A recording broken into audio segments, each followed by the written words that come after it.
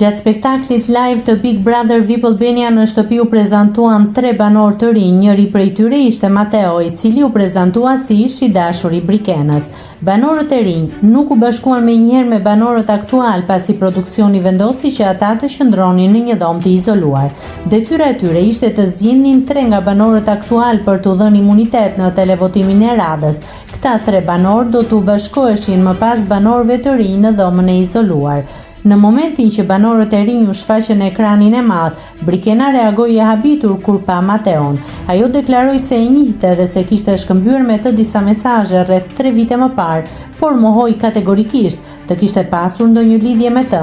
Ndryshe nga ajo, Mateo pretendoi se mes tij dhe Brikenës kishte ekzistuar një marrëdhënie sentimentale.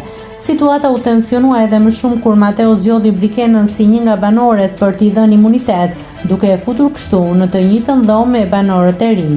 Ky veprim shkaktoi reagimin e fortë të Brikenës, e cila shpërtheu ndaj produksionit duke akuzuar se po përdorte një lojë të pisët për t'i dëmtuar imazhin.